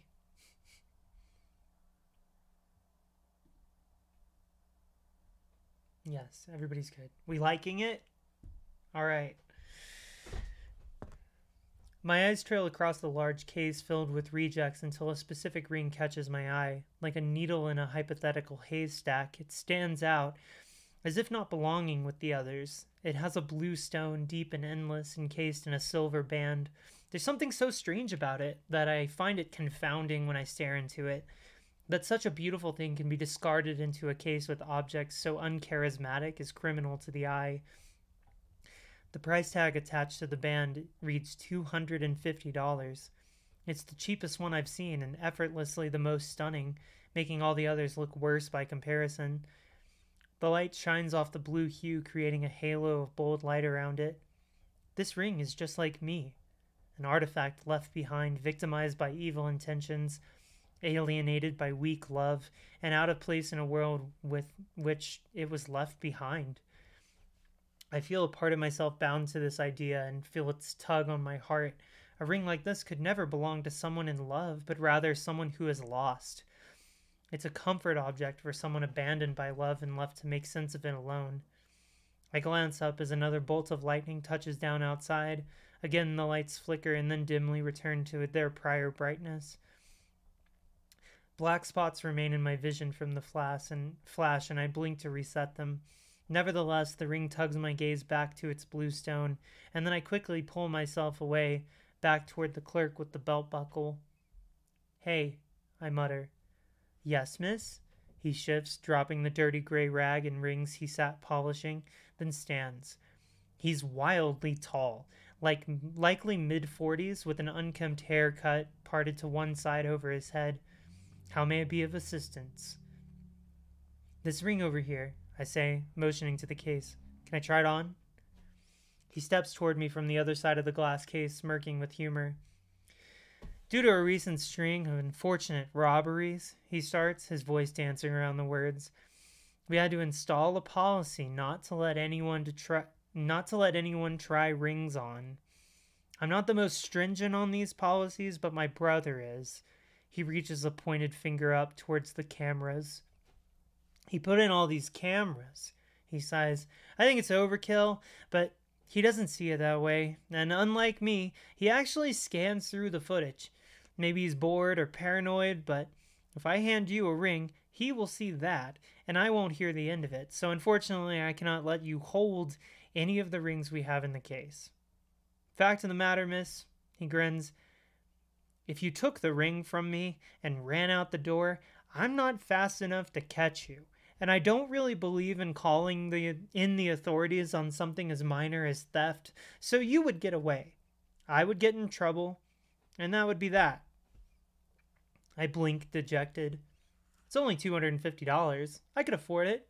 Maybe a proposal would change things. I'm sure it would. If I didn't let Catherine have any room for misinterpretation and I spoke the contents of my heart, she might have listened this time. If anything, it would put her in a position to decide. Jesus, what am I thinking? That's a terrible idea. It's not for her. This could only be mine. I need to give up on this stupid pipe dream and start thinking for myself. Can you at least take it out of the case and let me look at it? I ask, quietly begging. There's some part of me that feels incomplete. It's true. I can admit that to myself now. The idea that an old diamond ring could resolve this is infantile. But when I say it to myself, it feels correct. If I had this ring, I'd be able to take action on the things in my life that are weighing me down. I sigh and look back down at it, staring back at me, waiting. Fuck Catherine. If she's never going to love me, then maybe I can do it for her. Perhaps I don't need her. I could do for myself what no one else has ever done for me. I could show her when she gets home and proudly say it's mine. I bought it for myself. What would she think of that? Would that make her sad? Is that what I want? To find out if she has feelings? The blue one here? The man says, and I jump, focusing my longing eyes. My finger is pressed against the glass, and I remove it, spotting a fingerprint left on top of the case. Yes, I say, maintaining my composure. This one is very special. He starts, unlocking the case. It's a size 6. It came to us from a dealer in the Southwest region. He told us that it was priceless, but that he simply had to part with it. We tried to find information on it, but what do you know? He peers up at me and grins warmly. Nothing, he says, delicate and patient with his words for someone his size. I assume it's a gift, yes? Do you know the lucky woman's ring size? I'm not sure how to answer such a question. Is this a normal thing that people do? I try to remember my ring size, but it's been years since I last considered knowing what it was in case Catherine asked. It's for me, I grin back, and I think I'm a size 6. For you, he laughs. I see about 100 people walk through that door daily. Most of them never buy anything, but a couple times a day, someone comes in with a credit card and a bright, optimistic disposition, and they buy their loved one a ring. Mostly men, seldom women. It's been a very long time since a woman came in to buy herself something. To be honest with you, I can't even remember the last time. There's something sweet about that to me, he starts. I got into all this to be a jeweler, not a dream salesman. Don't get me wrong, I am very happy to see a young guy take a crack at marriage. I wasn't like that as a kid. I was a bit more adventurous in other fields of my life. Is it really so rare? I asked, curious of his following delicate answer. It's very unexpected, he says, removing the ring from the case and staring at it. But it's a lot more in line with how I want to think about what I do here than anything else. It's just rare that I see an opportunity to facilitate something like that. I fake a laugh and stare as his hand pulls it out of the case and holds it in his palm. It's funny, he laughs. I probably have about 3 people in here ask me about this a day. Yet no one's snatched it up yet. Perhaps it needs a special owner, you know? These other rings, the more expensive ones, they don't really have that requirement. I mean, if you can afford it, well, you'll pick one of those. But we keep these here in case, you know, someone wants to choose a more budget-friendly option. But no one ever does, so they sit here, some for a couple years now. If I were to guess, he starts. I'd say this one is about 1.5 carat, blue pear. It's probably about 20 years old, but in good condition overall. But again, I haven't the slightest idea where such a ring was made or who it could have belonged to, so understand this is just speculation. I look up at him and nod. If you let me put this on, and it fits, I say, suddenly serious, I'll buy it. He blinks. What do you do, miss? He asks, breaking my serious gaze, laying the ring down on the glass. I look from the ring back to his face. There's something very gentle about his demeanor that compels me to at least follow his train of thought. I paint, I admit, slightly shy and awkward. Paint, he squints. Like houses or murals or like classical arts? More classical, I nod. I paint portraits of, things that I see. Ah, he smiles again. The beautiful things must be seized, I can understand that. Well, I sigh, I don't really paint beautiful things. My work is very drab. He sizes me up, trying to detect my view of the world behind my eyes. There's a darkness, he says. I'll be the first to admit it. I think that's valuable in art as well, Some of us see the harsh things, so others have to observe them from a distance. Does it pay you well? I admittedly believe the superstition that artists are not well paid, I'm afraid. I do okay, I say. Not great all the time, but, it's enough. I would love it, he says, his fingers gripping at the side of the ring on the glass, if you could confirm something for me that I deeply believe but have no evidence for. Well, what's that? You work hard for your money, he says, as we all do, but there's a part of you that longs for something that represents that effort. It's like legitimacy, right? You see this ring, and it's not particularly expensive, only a couple $100, and you know that that's money better spent on food or rent, or in your case, painting supplies. But in this world, it's very hard to see the fruits of your labor. As a jeweler, I believe that it's crucial to have something precious that you can believe you've done it all for. A ring, of course, isn't only a ring, it's a symbol. For you. Yeah, I nod. I'd say that's true. Not to be too presumptuous, he laughs. I'll admit it's a problem I have, but you look to be the kind of person that is very comfortable in who you are. You're not looking for a proposal from some young, independently wealthy guy. You want to get this for yourself because it would mean that you did it all yourself. I consider the words, giving the man the first of my undivided attention. In a roundabout way, I feel seen. The details are missing, but I want to believe that the person he's describing is me. That is what this means to me, or rather it could. Yeah, I nod and grin. That's exactly it. Wonderful, he laughs. Yes, that's what I've suspected. I will remember you. Yeah, what's your name? Liz. I smile, embarrassed. Miss Liz, he says. If I promise to put this ring into your hand, will you promise not to bolt through that door where I cannot catch you? I hesitate and take another look at it. Such a beautiful thing could never be for Catherine, who has hardly an appreciation for beauty. I want it, not her. I want myself to have it.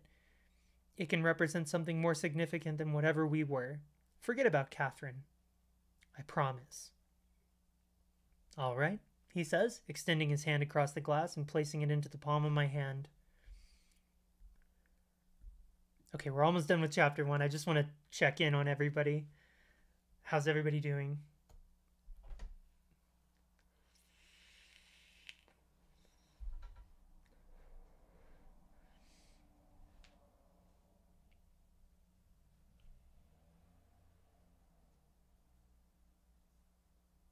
How are we doing? We're all good? Everybody chilling? Stream is still up? I've been reading like intently for so long. Oh, we got a little heart in chat. I think we're okay. Really good so far. I love to hear that.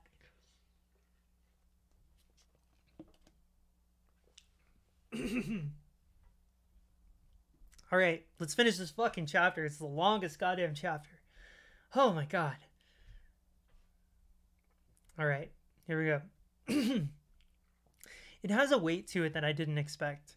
I lay it in my palm and gaze down at it. It fits snugly. At first, I wonder if it's too tight, and then I form a fist and I barely notice its grasp. I hold my hand out before me, and it looks just as natural as I knew it would.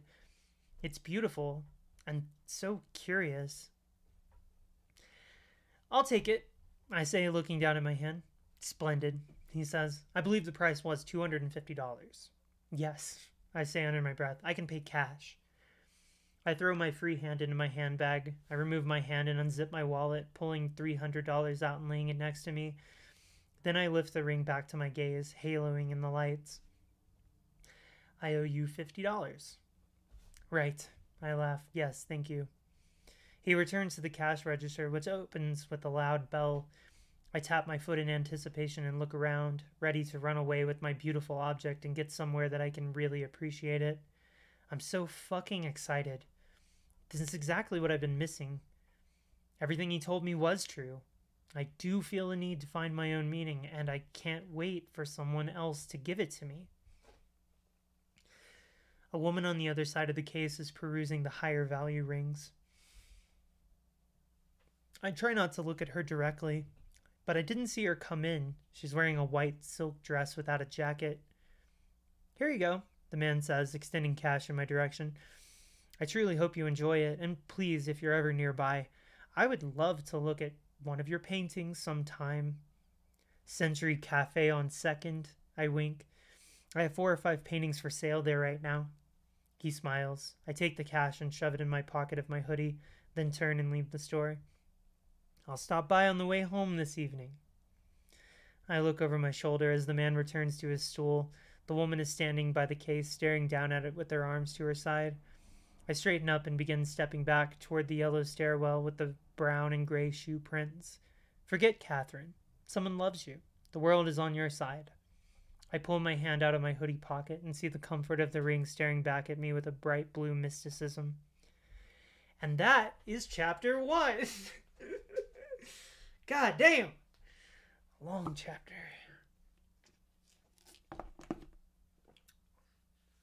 Long chapter.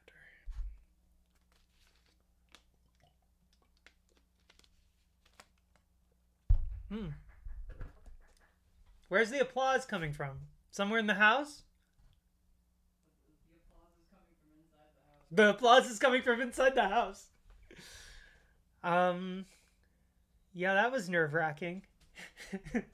That was a nightmare for me. Is it decently received?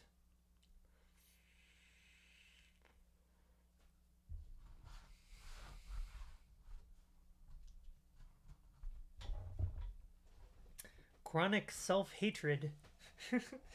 Okay, accurate. Heard that one before.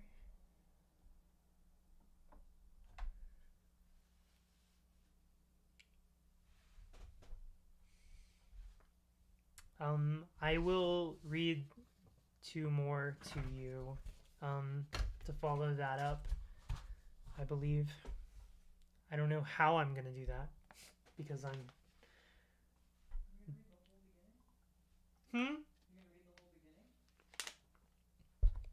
But you told me to. You said read 3. Read the first 3. I said read the beginning. Just the first chapter, you think? I think whatever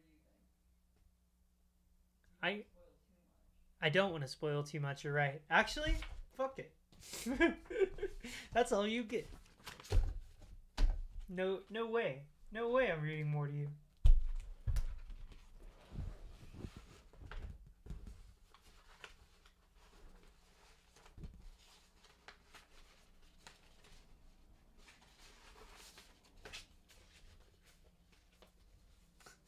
I love the monkey's paw salesman, someone said. Monkey's paw salesman. It's pretty good. Anyway, there's a lot more. It's a whole motherfucking book, bro. Very proud of myself. Proud. Proud. Proud. Reckon you'll just have to buy the fucking thing. Yes, Queen, give us nothing. Nothing for you. Alright, I think we're good. We like the shopkeeper. Well, I love to hear that. He never appears in the book again, so... Do you write every day? Not even close. People tell you to do that. People are like, you gotta fucking write every day so that you're like in practice for it. Nope. Don't do that. No shot. No writing every day. I write when I fucking have an idea or I feel like it. I think I communicated my message of this stream fairly well. I think we can close the book on this stream. We read some new stuff, so now everyone's hyped for a book that does not have a release date but does have a cover. We have talked about the reissues. I even read an author's note from the reissue. Very cool. And everyone in chat pre-ordered it. There's been 10,000 pre-orders in the last 5 minutes. And now I am independently wealthy. I'd say that this was a decent stream. Now that I'm a millionaire, I will disappear again for another year.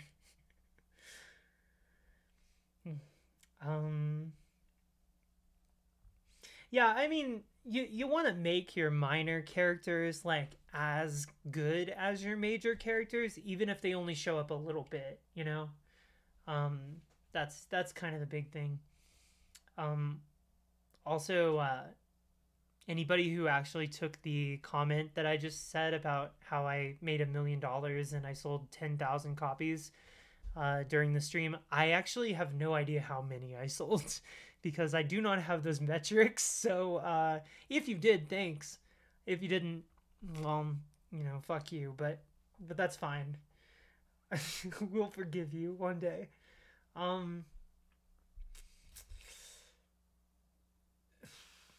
You've been sleeping on my books? Sounds uncomfortable, to be honest. I would probably consider using a bed or pillow to sleep. Yeah. Alright, I think we're gonna end this fucking stream. I got a life to live. I got shit to do. I gotta go fucking take a nice walk through my beautiful neighborhood and have some kind of wonderful lunch or something. Yeah. I think that's a good place to call it today. We happy with that? Everybody feel like you can put this shit to bed? Forget this ever happened? Move on like nothing ever happened at all? You'll never forget this goddamn cover image, that's for sure. No one will ever forget that. Alright. I will probably do another stream of this ilk when I actually have the book like 100% or at least close to 100%. Right now I'd call it like 80. I'd call it 80%. You know, the next draft is going to be another 10%, probably one more little tight draft after that, and then we're probably about done. You know, a lot. I sure did the damn thing. So, yeah, we'll be back. You know, one day to be like, go buy that, for $1 or whatever. Thank you. If you did pre-order the books, thanks. That helps. You know, I'm still trying to impress my publisher. Still trying to get them to believe that I'm a legitimate writer. I don't know if they know that yet. You know, so that they'll you know, do some kind of magic trick where I make a lot more money in the future. You know, that's the goal. All right. Well, I'll see y'all on the other side of something. And new videos. There are new videos one day soon, maybe, if you're good this Christmas. Maybe new music soon. Maybe. I think that's everything. I don't think there's anything else to tell you. Go